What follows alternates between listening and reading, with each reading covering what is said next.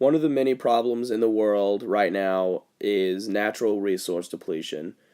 Natural resource depletion is when resources are used up in an area. Non-renewable resources, things such as oil and trees, will eventually be depleted, while renewable resources, things like wind and the sun, typically are not entirely depleted. Human society is rapidly using natural resources. This consumption of natural resources is depleting and destroying them. Some of the main causes are rapid population growth, excessive resource use, and pollution. The population is growing from limited resources, and in advanced countries, it is over consuming a lot of resources, causing environmental pollution.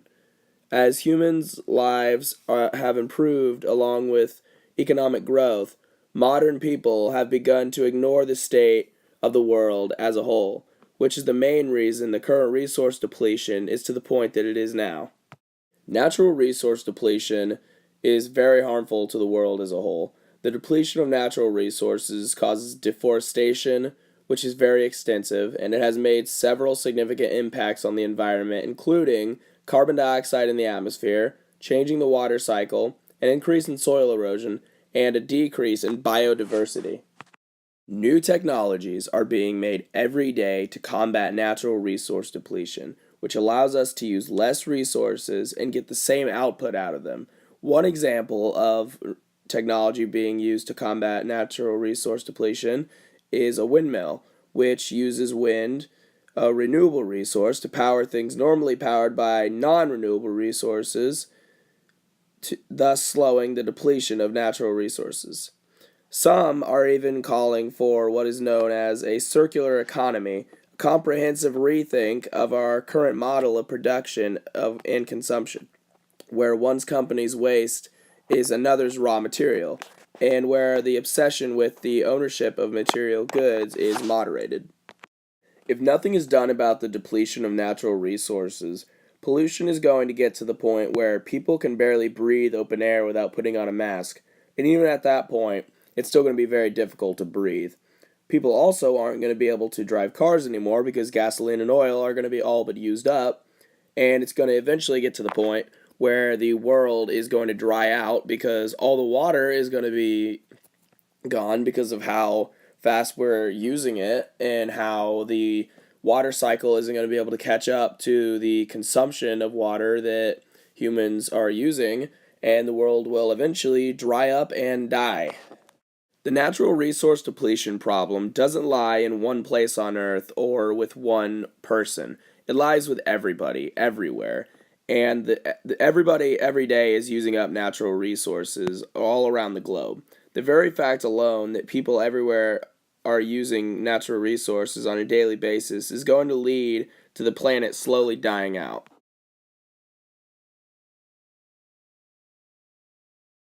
There's too many people on this planet. What are you gonna do when there's no food for you? The trees are all dying cause we're cutting them all down. We're destroying our rainforest to build our new towns. China tried to limit kids. Germany tried genocide? Now I just want to clarify that I don't agree with those views. We can all agree Hitler was a pretty bad dude.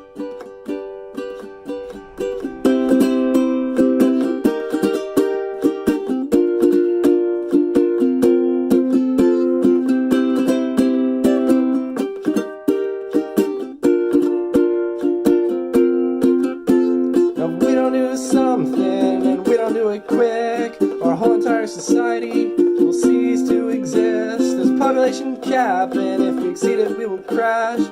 All of your loved ones will be metaphorical ash. I guess we could all be ash. It really depends on how it all goes. All I know is that most ecologists believe that Earth can only sustain 11 billion humans, and a number that we're quickly approaching.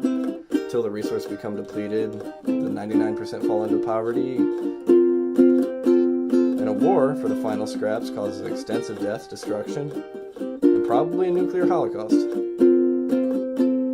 Hey, that'd be a pretty good solution.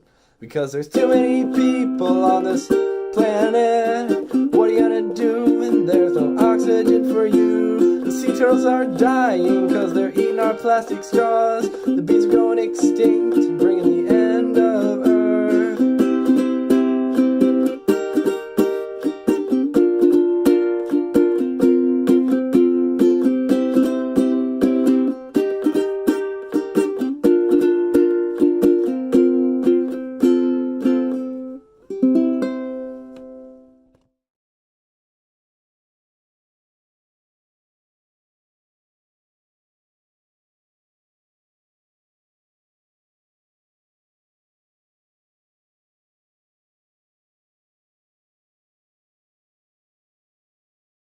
Deforestation is the removal of all trees, bushes, flowers, basically all plant life of one specific area.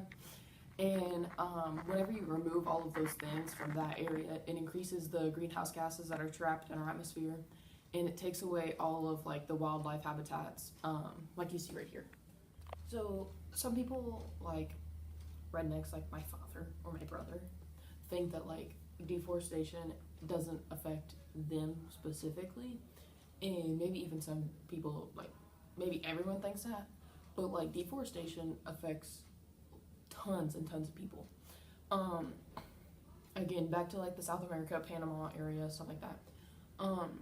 The rainforest in South America provide water for millions of people in that wide area. Like, all the farmers use, you know, like, that water and stuff for their crops and agriculture reasons, and even though again that's not affecting us, deforestation affects us in the sense that it is causing climate change, like, and it shows whenever they go through the Panama rainforest or whatever it's called, I don't even know, and cut it down, all of those greenhouse gases and all of that carbon dioxide and everything just is released out into the open. And because the rainforest traps it in, and all of those trees and everything traps that in and holds it in there until it can produce oxygen. And whenever you cut all that down, it's just released into the atmosphere, and then, you know, climate change happens. It gets really friggin' hot, and I'm tired of it. Stop cutting down trees.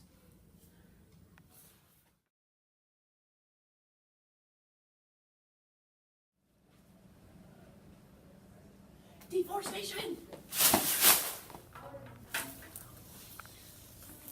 You're just gonna have to cut it because I went ahead and hit record so you didn't miss anything. Deforestation!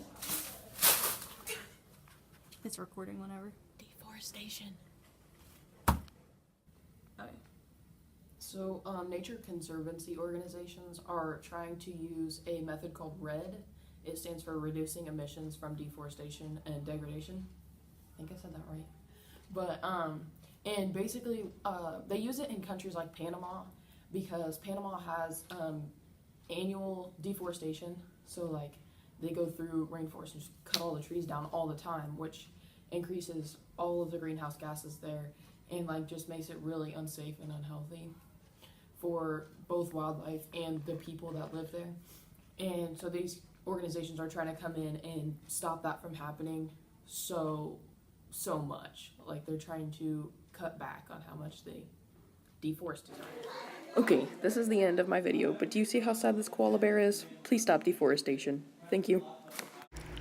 What's up, my fellow Ecology Project peers? My video is about one of the many problems: pollution. Pollution is the introduction of harmful materials into the environment. These harmful materials are called pollutants. Pollutants can be natural, such as volcanic ash. They can also be created by human activity, such as trash and runoff produced by factories. Pollutants damage the quality of air, water, and land. It is a problem because it causes health and environmental effects. Short-term health effects include eye, nose, and throat irritation, headaches, allergic reaction, and upper respiratory infection. Some long-term health effects are lung cancer, brain, liver, and kidney damage, heart disease, and respiratory disease. Air pollution causes damage to crops, animals, forests, and bodies of water. It also contributes to the depletion of the ozone layer, which protects the Earth from the sun's UV rays. Another negative effect of air pollution is the formation of acid rain, which harms trees, soils, rivers, and wildlife. Some of the environmental effects of air pollution are haze and global climate change.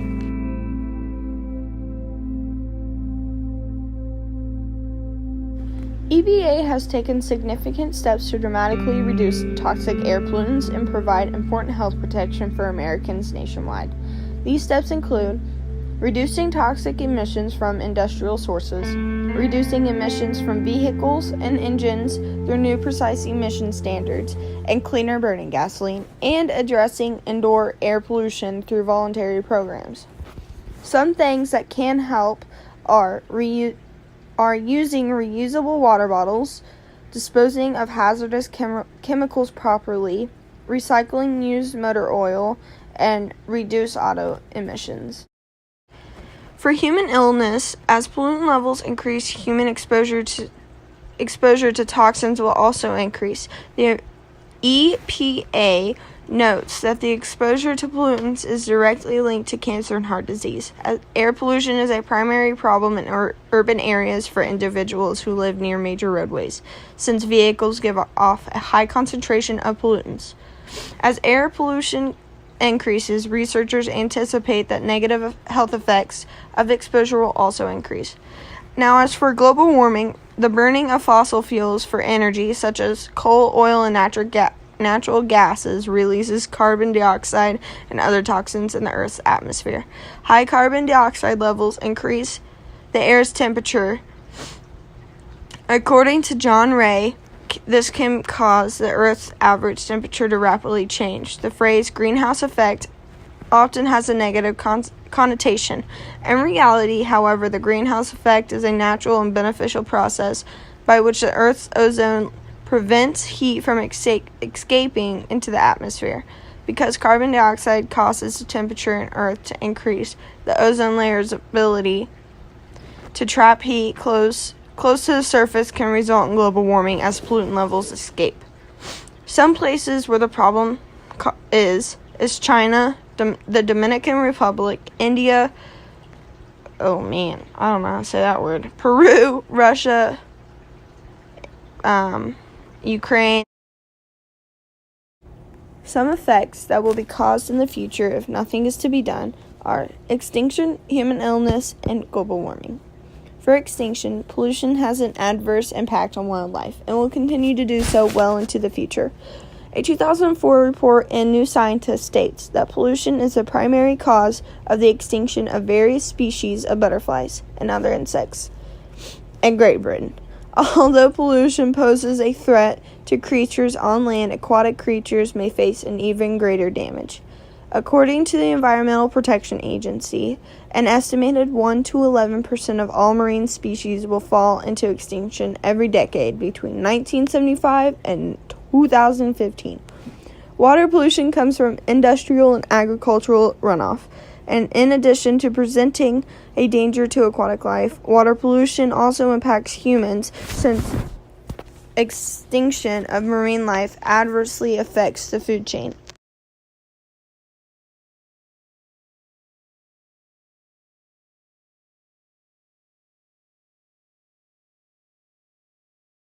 This is my song Waste Disposal, which I will be looking down to sing because that is where the lyrics are.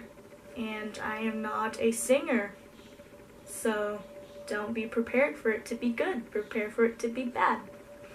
Okay. The earth is slowly dying and you don't know what to do.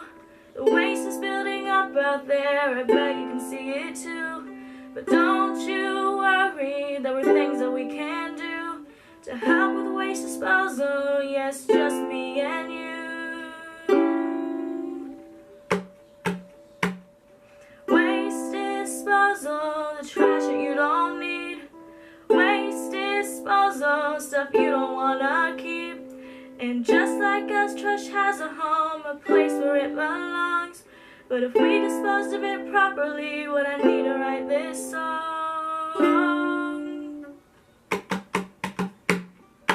Landfills are overflowing, it's causing animals harm. It's hurting our ozone layer, it might might cost us a leg and an arm. This is a global issue, it happens all around. Humanity is causing it right here on our own ground.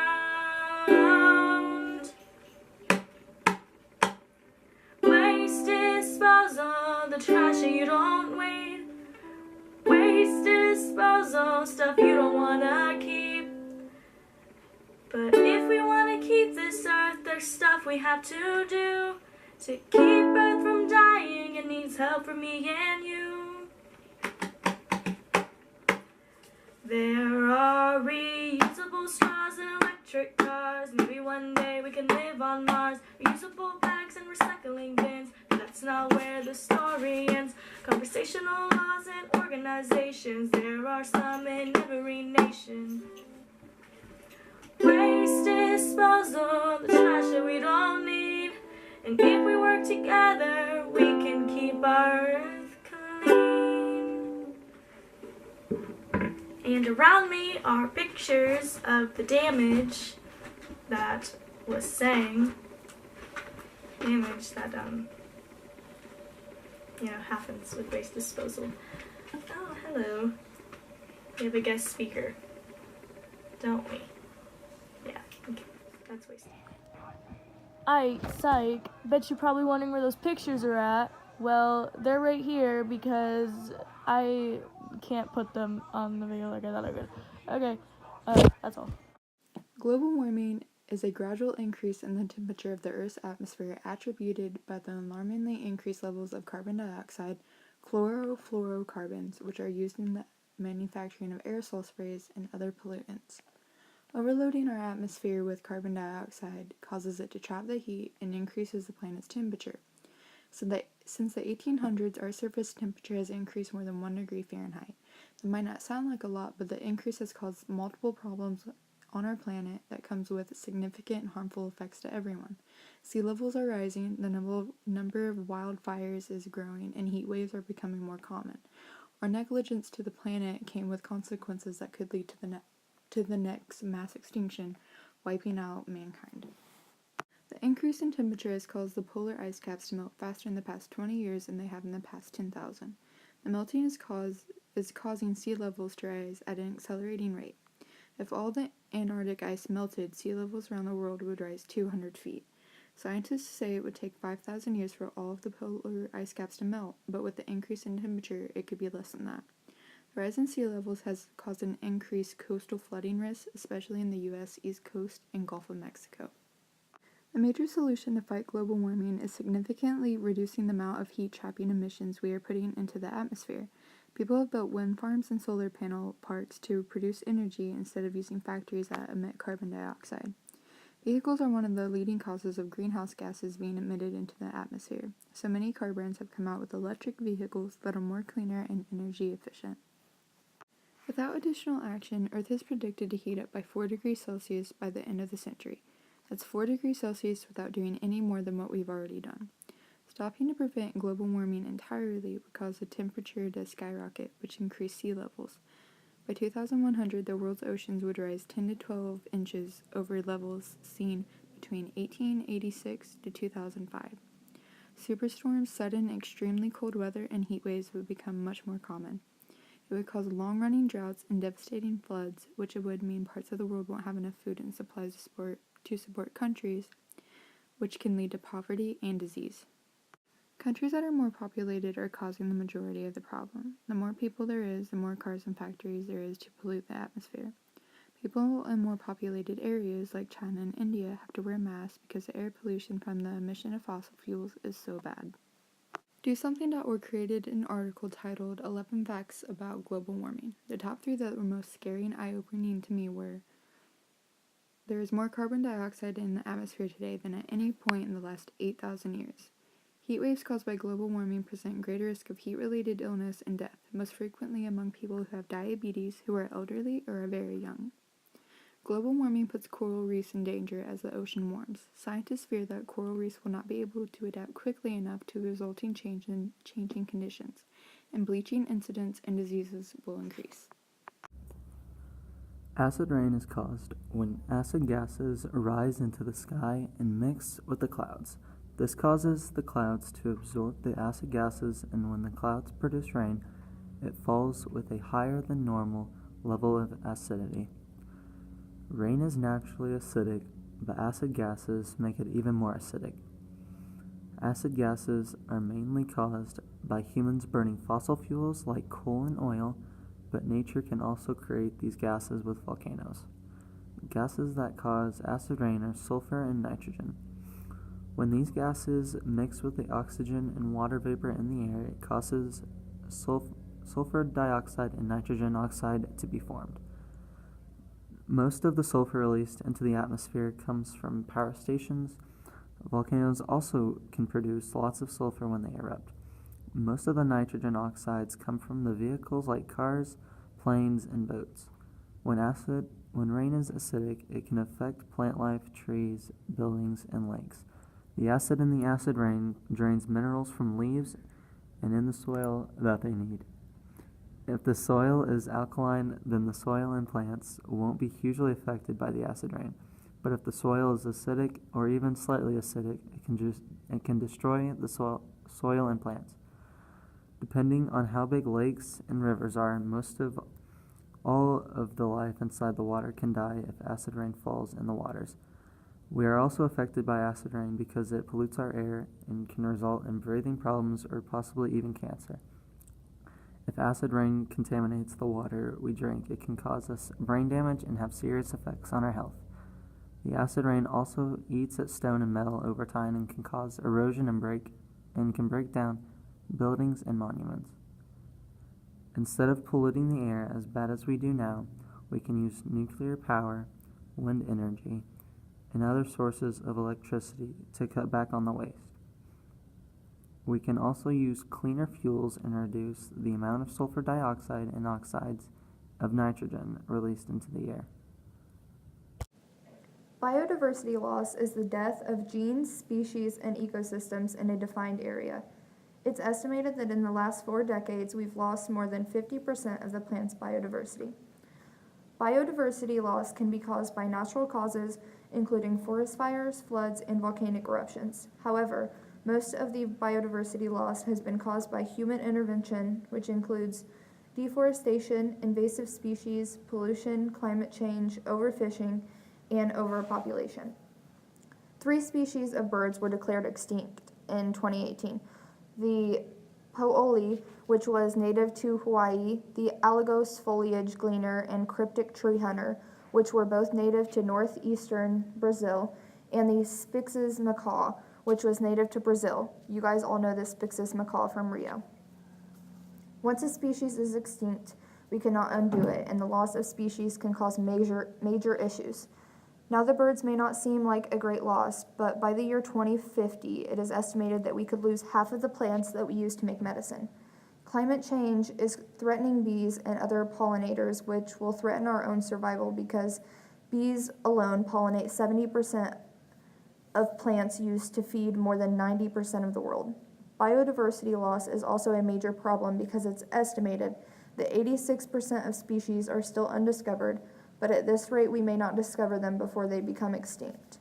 If nothing is done, then we could lose plants that are pollinated by bees. We could lose plants that we use to make certain medicines. These are just a couple of things that will happen if biodiversity loss continues at the rate that it is. If we have a shortage of food and cannot make certain medicine, then we will have some very hungry and sick people in this world. There are some things that can and are being done to combat this problem. Plots of land are being set aside for endangered species in hopes that they can repopulate and no longer be endangered. People are recycling and driving green to help with pollution, which might help save the bees from dying off. Some people are standing up to companies and rallying for them to stop trying to cut down forests or drain wetlands. These efforts can have a major impact on species. The 2 species of birds that have become extinct and were native to Brazil could have been saved if people would have stood up to whoever caused the deforestation that happened throughout Brazil. If nothing is done to stop the rate of biodiversity loss, then several plant and animal species will be lost that we need to survive.